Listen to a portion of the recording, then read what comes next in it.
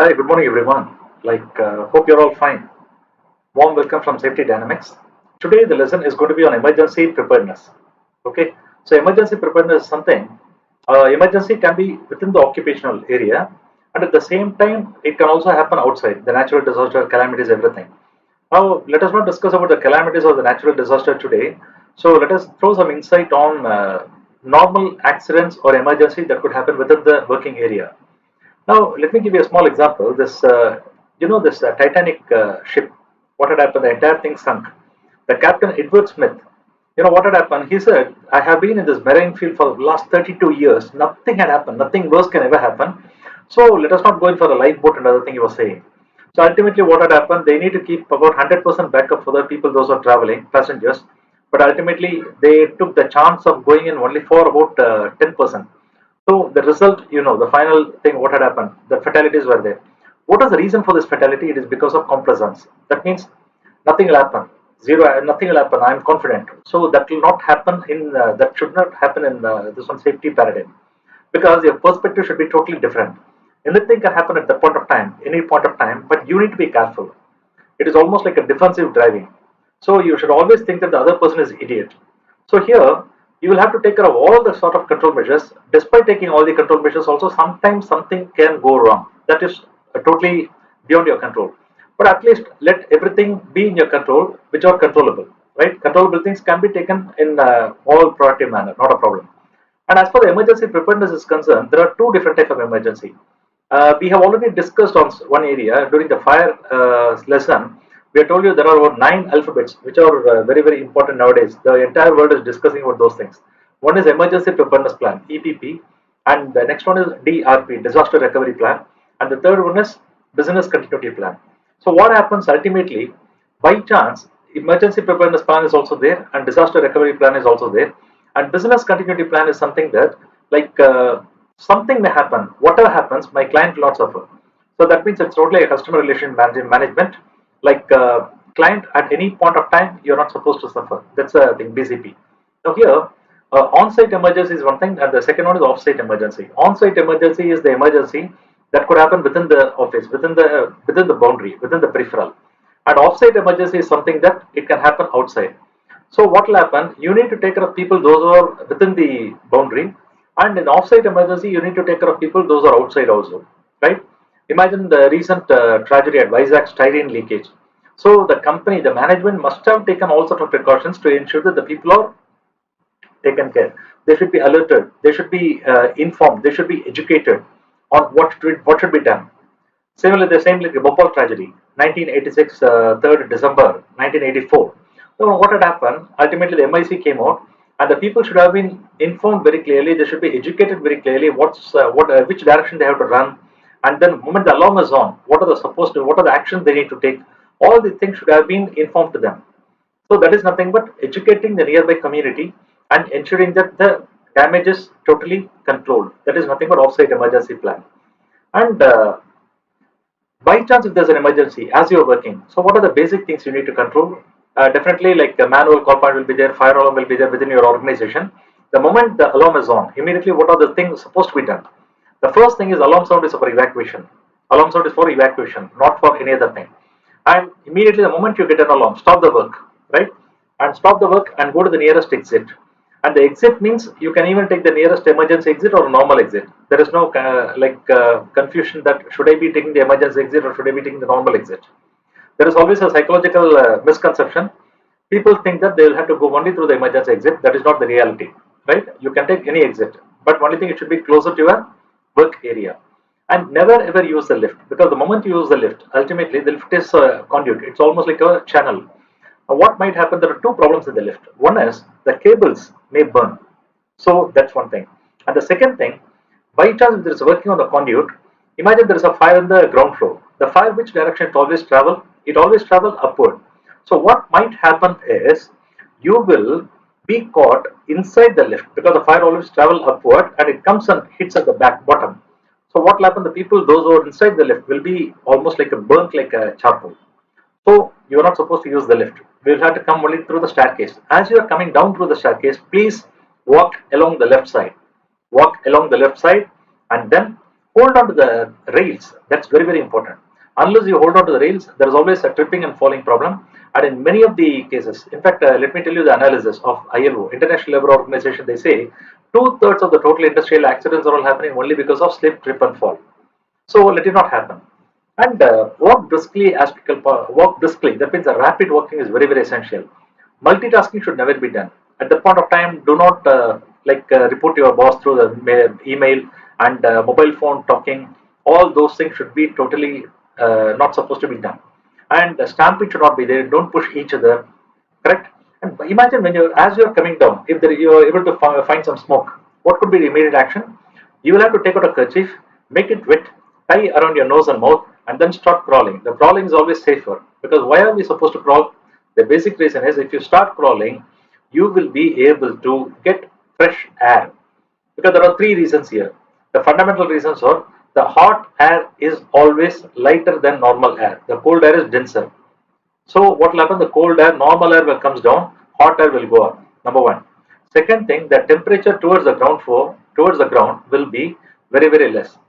Third one, the vision will not be as worst as at the height of 6 or 7 feet. So the moment you start crawling, you will be able to get the proper vision and you will not be intoxicated. And preferably you can also take a kerchief, make it wet and tie around your nose and mouth so that you can prevent yourself from asphyxiation. That means the toxic gas like carbon monoxide, those things will not go inside. As we were discussing earlier, the carbon monoxide is the worst killer. It will create a problem with your CNS. It reacts with your hemoglobin and immediately the guy will be asphyxiated. So let it not happen. So once you crawl, you will be able to understand where exactly the emergency exits are there. But all this crawling, everything, these are all applicable only in an area where you are working. I am not recommending or advising you to do this in a public place. Even though you can understand in the airport or a few of the shopping mall, you could see the signage, that means the way to staircase or those type of signage will be pasted somewhere at the height of 10 feet. At the same time, it will also be pasted somewhere at the ground, say about 1 to 1.5 feet. It is only for helping people, those who are going to crawl. Understand the logic here. And then once you start crawling, you will be able to reach the area very clearly, emergency point, and then you will have to come to the assembly point. Once you reach the assembly point, be available for the head count. The final head count will be done by the team head, and then probably once the emergency is called up, then probably you all can go back. So before the emergency is called up, you are not supposed to get inside the building. So that's the basic understanding. And these are the emergency protocol for any industry type. But here, there is one variation here. Normally for a normal unit, there will be one safe assembly point. But imagine if it's a process plant like styrene or sterlite industry, all these areas, you know, you will have 3 or multiple assembly points will be there. Because the understanding is, as far as the process industry or the manufacturing units, it will be horizontal development. But if you talk about the information technology units, all this multi-story building is all vertical development. In vertical development, they will have multiple assembly points within the compound. And in the process industry or these manufacturing units, for example, the production units or R&D is there. So their nearest assembly point will be somewhere. So assembly point 1 will be there. And then for warehousing logistics, there will be assembly point 2. And there will be a rear gate will be there. There will be near another assembly point. So 3 or 4 assembly points will be there. It is the understanding for the people to reach the nearest assembly point. And you need to keep on counting the time also, because you know already the PDCA, Deming cycle, plan, do, check and act. So what we need to understand is, imagine the first attempt when you're doing a mock evacuation drill, simulated one, if you're taking 5 minutes, then probably the next time when you're doing, it has to be brought down. You must be able to do it within 4.5 minutes or 4 minutes. So once the time is reduced, then ultimately there is always a bright chance that the fatality will be knocked out totally. There will not be any fatality in case of a real emergency. Basically, why are we doing all these things? Basically, the reason is, in case of a real emergency, life loss should not happen. That's the basic understanding. Because whatsoever may happen, you will have to understand the life loss can never be compensated. So, whatever the emergency, please understand, property loss can be compromised, not a problem. You can compensate. And like any other machinery loss, you can compensate, not a problem. But the life loss can never be compensated. So, if 1,000 people are working within the company, the human resource, the entire 1,000 has to be at the assembly point. You cannot say that, okay, I got 99% success. No way. You're not even forced not to, you can't afford to lose one life. So let us be clear. And as far as the evacuation process is concerned, hope the steps of evacuation were clear. The evacuation process, there are 3 different methods. simultaneous total evacuation or phased evacuation or a progressive horizontal evacuation. Let us take an example. If it's a horizontal construction, it will be a simultaneous evacuation. If it is going to be a vertical development, in the vertical development, in case if there is an emergency, it's the fifth floor, and you are caught in somewhere of seventh or eighth floor, then how will you come out? So there has to be some progressive horizontal evacuation. Like probably one team will go to the open terrace, and the other team will come to the you will have to come down because seventh floor you are caught. Now fifth floor is under emergency. You will not be able to cross the fifth floor. So please understand the logic here. And few understanding of the protocol due to the emergency is, imagine if it's a there will be an announcement. The emergency will be the alarm will be on. The moment alarm is on, you need not have to evacuate immediately. You will have to get ready. You have to fully gear up for the emergency. Don't do the evacuation. Now what you do is you will have to come out and be ready for the emergency. Now the announcement will say that okay, all the odd numbers will evacuate, and then after a few seconds pass, it will say all the even numbers should be evacuated. So what will happen? The staircase, as you are coming down through the staircase, the stampede and this one stacking can be avoided because of this phased evacuation. Correct. So this is one of the major understanding. And each facility, emergency, there is one thing called the emergency escape route plan. Emergency escape route plan. So you need to be having the emergency escape route plan, a fluorescent one, self-illuminescent one in all the floors in all the proximity area. And it is a necessary responsibility of the emergency response team to make all the other people understand where exactly their plan is there and where exactly the emergency exit is there and where is the pathway, where is the corridor. All those things should be educated. This is a part of your safety induction program, correct? And they will have to highlight what could be the possible danger, what could be the immediate danger, what could be happening. Many of the organization, if you are talking about any office, normally the chances could be because of fire and electricity, major thing. If you are cooking, probably the cooking gas could be one of the major emergency, right? Otherwise, the fire could be there and electricity. But why the fire happens? It could be because of electrical short circuit. So if you're able to be thorough with all this electrical problem or kept at bay, there will not be any accidents at the workplace. So this is a basic concept here. Understand the thing. And emergency evacuation procedure should be listed out very clearly, right? And then rescue, alert, confine, and evacuate. So there are various acronyms which are there. In fact, there is an acronym for FIRE, FIRE. The moment you look at the fire, find, then I for inform others, alert, and then R for respond, and then E for evacuate. So find, inform, respond, evacuate. If you're able to understand this logic, and if you're able to do your normal job accordingly, the responsibilities, you will not be in problem. You will not put others into problem. Understand the thing.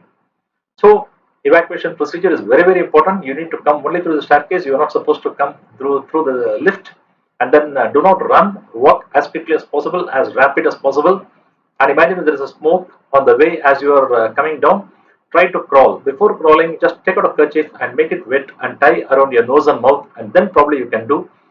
Why are we supposed to close your this one nose and mouth? It is to prevent yourself from asphyxiation. The carbon monoxide will not go inside. And many organizations, they have some designation called the fire marshal. The fire marshals or the fire warden, these people are the normal people like you and me, but they will become extraordinary in case of any emergency time.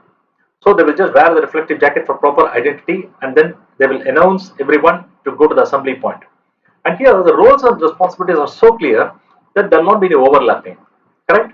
Emergency response team. As per the emergency response team, you can take it as crisis response team or emergency management team. The names and names can be different according to the country, geographical, demography, everything.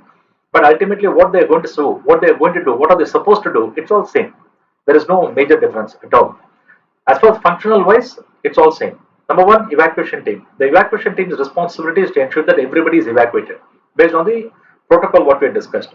Ask everyone to go out and ask them to guide properly. Let them go to the assembly point. Let them not use the lift. All those things you have to be taught to them, and they will ensure that all the other people are evacuated. Normally, this emergency response team will be comprising around 10% of the total population of the company.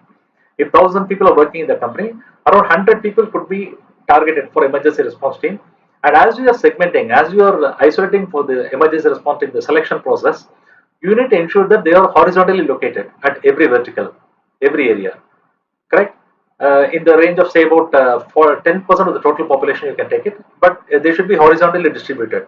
Imagine if you've got about 10,000 square meter, 10,000 square meter office, then at that point of time, it is your responsibility to locate everyone.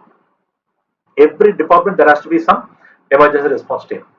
And the next one is the firefighting team. What is the responsibility of the firefighting team? They need to ensure that pick up the fire extinguisher and go to the rescue of controlling the fire. Because once you leave the fire, you know pretty well that we have already discussed, it will last maximum 3 minutes. It could be possible for us to control with the fire extinguisher. After this, you can't do anything. So the fire fighting team is very important. They need to go with the fire extinguisher and then ensure that the fire is put out in the initial stage. That means the smoke fire stage itself, the incubation stage itself, the fire will be out. And the third responsibility is communication team.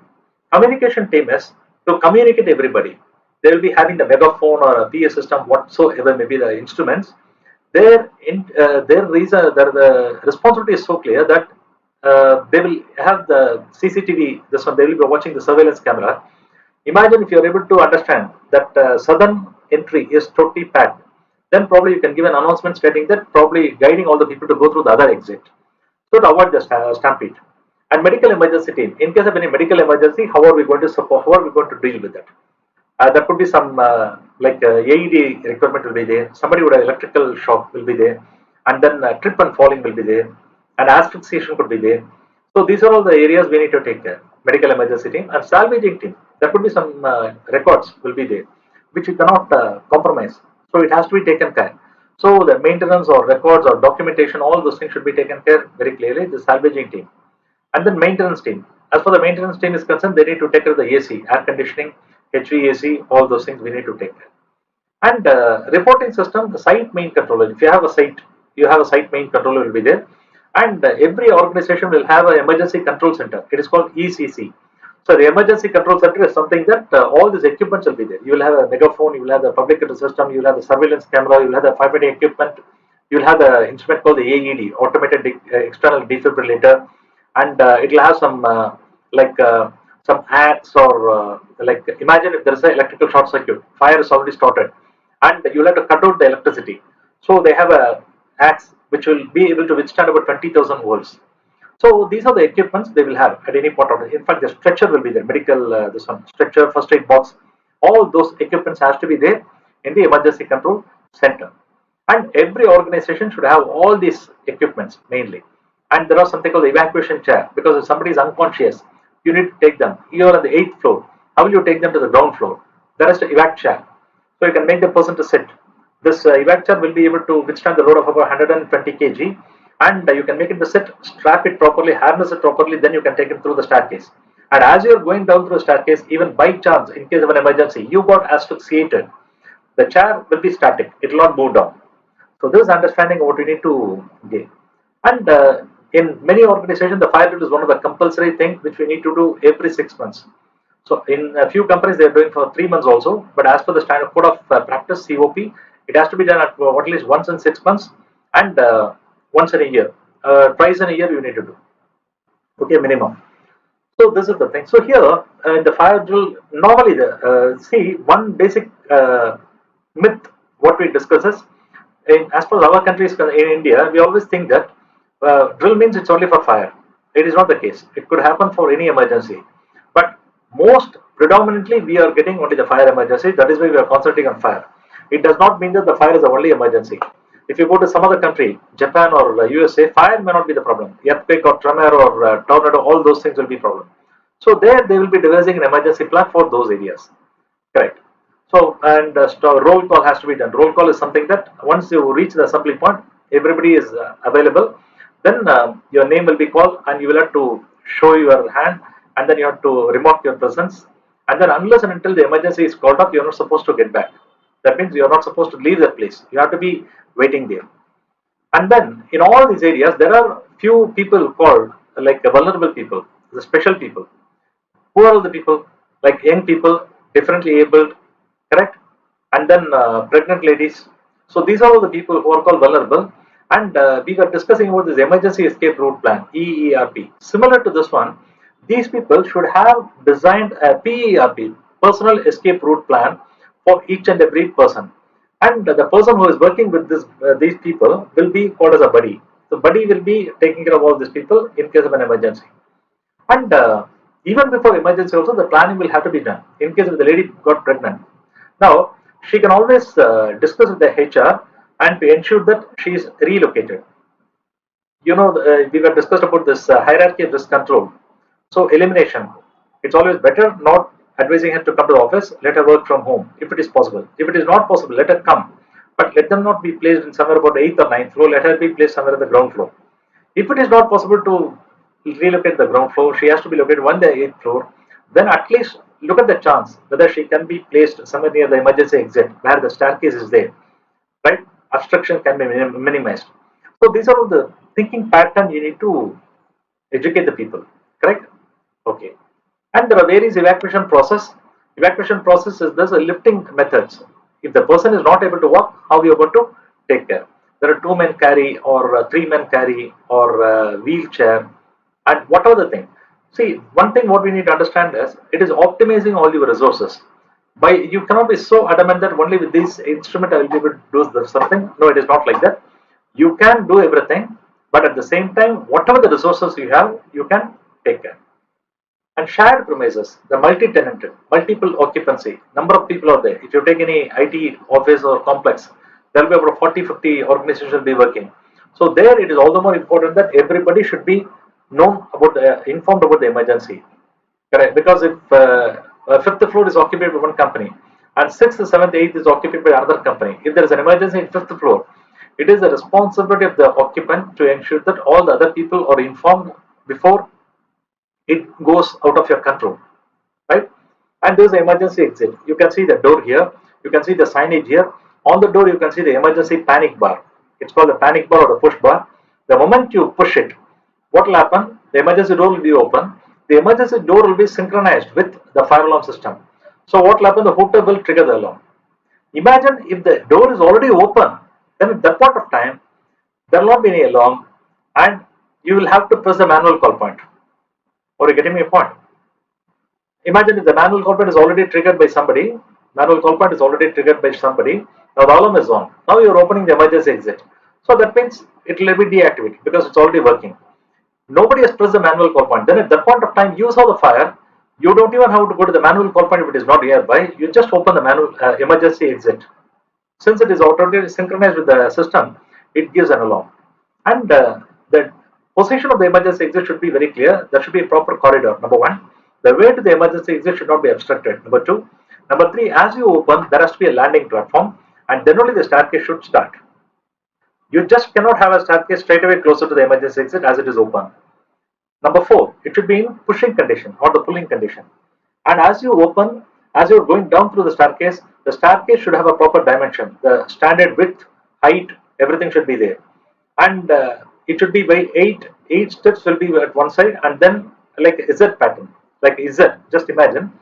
So it has to be like this, 8 steps and then 8 steps like that it goes.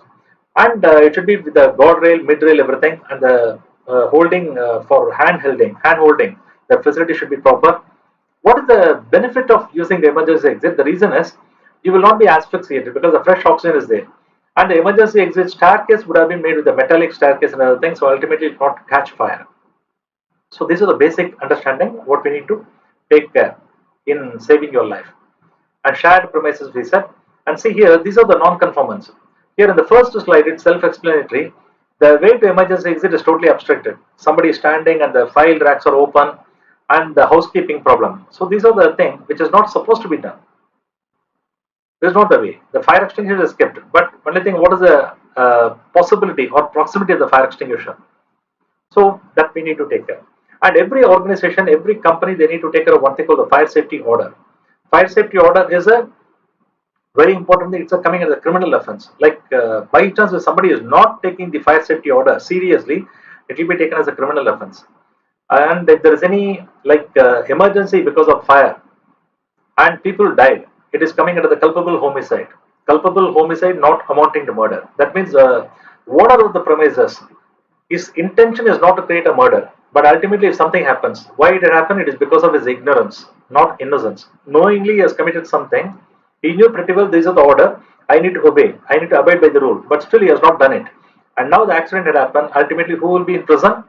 This guy will be imprisoned, which had happened recently in Surat, in one of the educational institution in India, and people are all studying for all this coaching.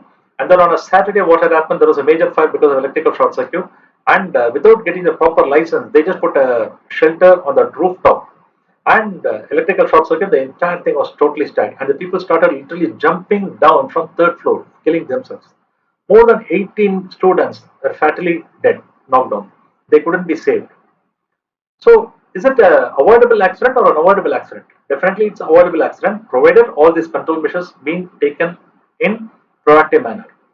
So, never ever take anything for granted, because a fire may not happen every day, but when it happens in 10 years, 15 years, for the last 15 years, nothing would happen. But on that 16th year, if something happens, ultimately the brand image or the reputation of what other thing you have taken for the entire life has gone.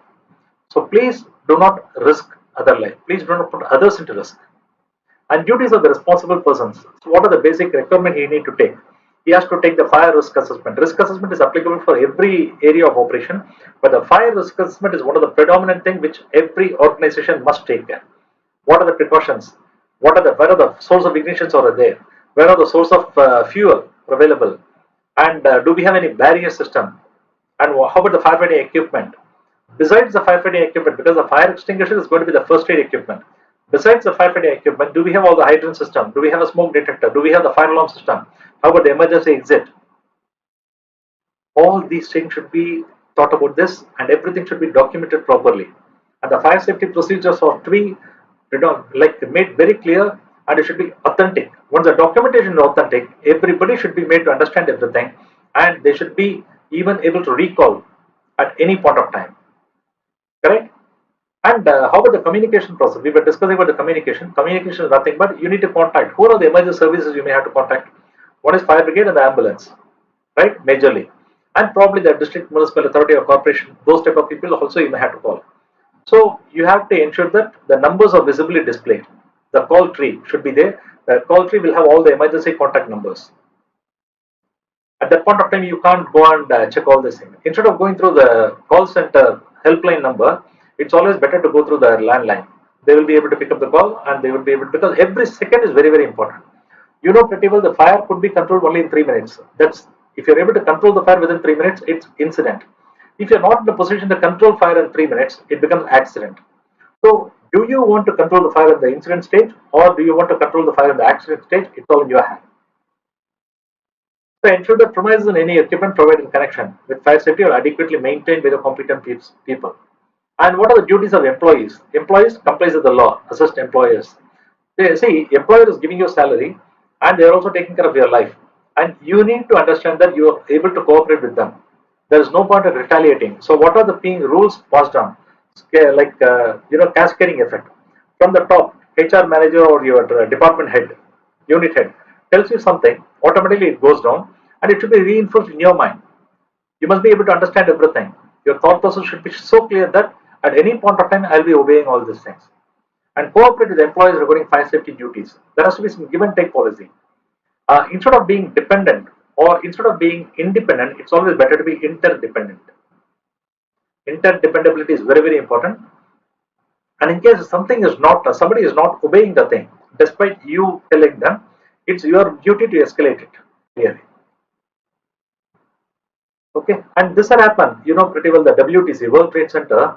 World Trade Center got into fire, and what had happened, the terrorism attack, all those things.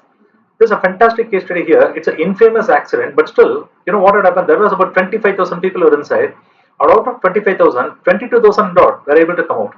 The death rate was only close to 3,000 people. That means about 2,800 also, they were declared fatal. How it was possible? The moment there was an alarm, the emergency center, they just made an announcement stating that there is an emergency. Please go out. Please walk as quickly as possible. Go to the assembly point. And immediately, the moment it was listened by all the people, there was no panic. There was no commotion. And everybody started evacuating in a very prioritized manner, in an orderly protocol. That means the first priority was given to ladies and pregnant women, all those people. and the second one differently able people, aged people, elderly people, and then the people, normal people came the last, and then they did not use the lift. They were all coming down through the staircase, and as they were coming down, as they were climbing down through the staircase, they were not holding. They were all holding the handrails. So that means the stampede was not there. Could be there. See, some area the stampede could be there. Some people there could be some problem, but majorly on the whole, predominantly the entire evacuation took place in a very quickest possible time. Within 30 minutes, they were able to evacuate the building before the entire structure collapsed, like pretty like it crumbled like a pack of playing cards. Before it happened, everybody came out. So this was the structure, and you need to understand the basic protocol here. So at any point of time, there is no point in becoming panic. Try to be proactive, not reactive. Or imagine, let me put it this way: imagine there is an emergency. Let me, God forbid, nothing will go wrong. But by chance, if something happens, some emergency happens, please understand how to respond. Do not try to react. The reaction is always negative and the response is always positive. So do not try to react. React in a positive manner and ensure that your life is saved. And this protocol emergency, it is not only applicable for your office working area, it is definitely applicable for your home also, right?